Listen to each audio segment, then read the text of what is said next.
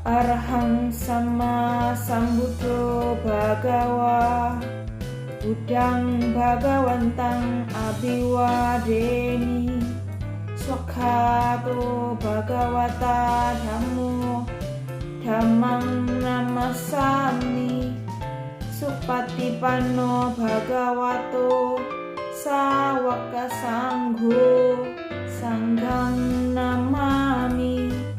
Jika sang guru menetap di Hara Agalawa, dekat kota Alawi, banyak upasaka, upasika, biku dan bikuni datang berduyun-duyun menuju tempat tersebut untuk mendengarkan khotbah Dhamma. Ketika khotbah disampaikan pada siang hari, tidak ada satupun upasika atau bikuni yang hadir. Yang ada hanyalah upasaka dan para biku. Kemudian khotbah disampaikan di sore hari. Setelah selesai, para biku senior kembali ke bilik mereka masing-masing. Sementara para samanera bersama upasaka lainnya beristirahat di baktisala. Saat mereka terlelap, terdengar suara dengkuran, dengusan serta suara kerekatan gigi. Para biku berkata kepada Rahula, "Auso Sang Bagawan telah menetapkan peraturan latihan ini. Mohon Anda mencari tempat tinggal untuk Anda sendiri."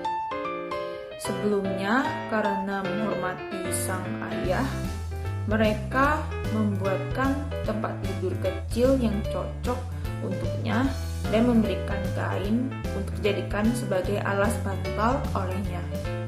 Namun saat kejadian ini terjadi, mereka bahkan tidak bersedia menyisihkan tempat di gudang kepadanya. Ia pergi ke kamar mandi Sang Buddha dan menetap di sana seakan-akan berada di sebuah gedung yang menyenangkan. Kamar mandi Sang Buddha ini sendiri memiliki pintu yang tertutup rapat.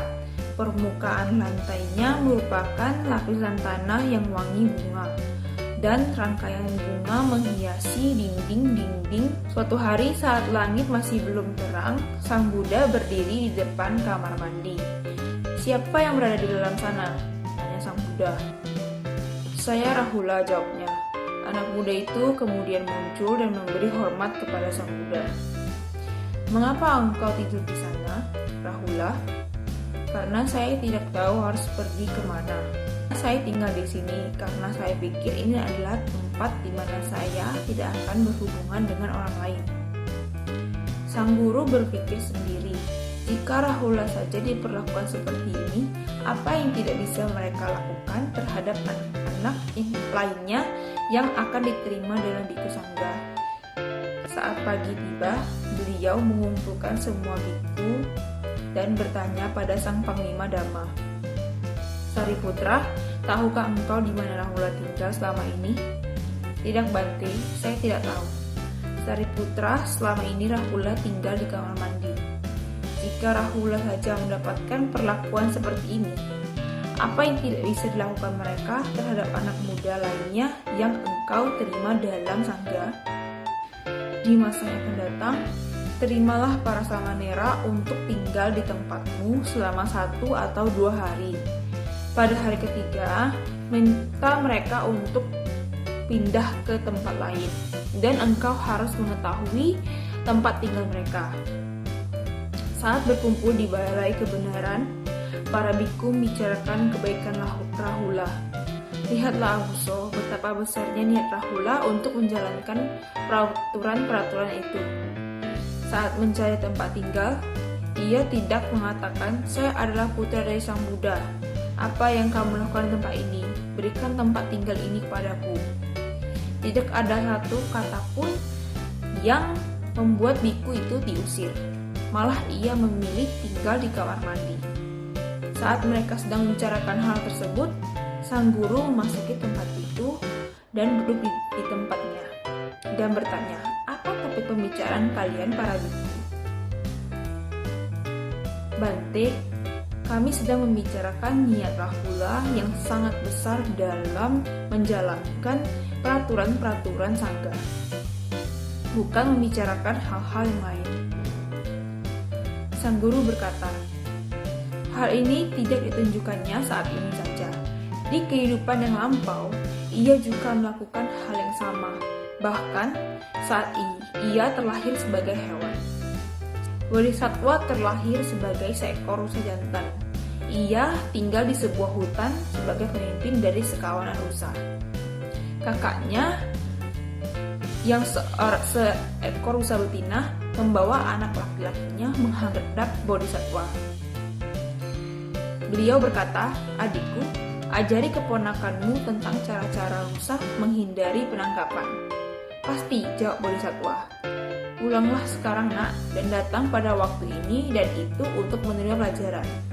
Tepat pada waktu yang disebutkan pamannya, rusa muda itu tiba dan menerima pelajaran tentang cara-cara tersebut.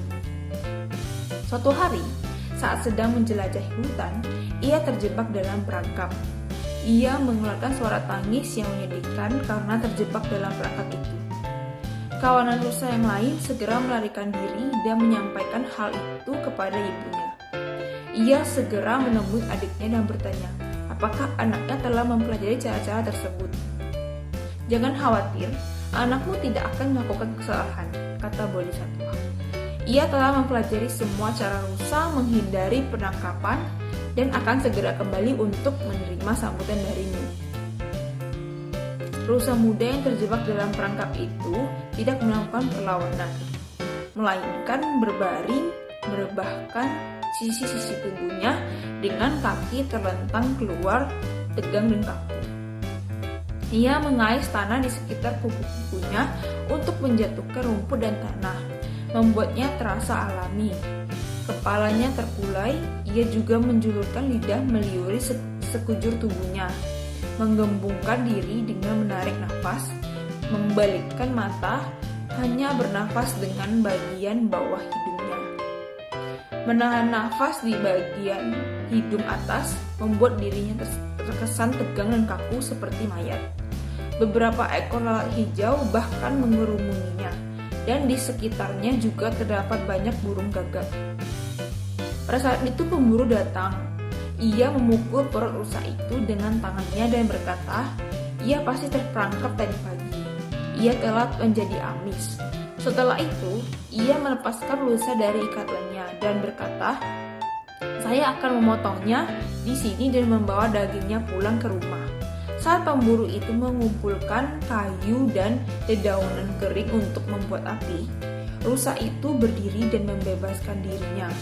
Ia menarik lehernya dan seperti awan kecil yang menghindari angin topan, berlari dengan cepat kembali ke pelukan ibunya. Setelah mengulangi apa yang telah beliau katakan bahwa di kehidupan yang lampau, Rahula juga menunjukkan keinginannya yang besar untuk menjalankan peraturan-peraturan itu, tidak kurang dibanding dengan apa yang ditunjukkannya di kehidupan ini. Dengan usaha yang tekun, semangat, disiplin, dan pengendalian diri, hendaklah orang bijaksana membuat pulau bagi dirinya sendiri yang tidak dapat ditenggelamkan oleh banjir.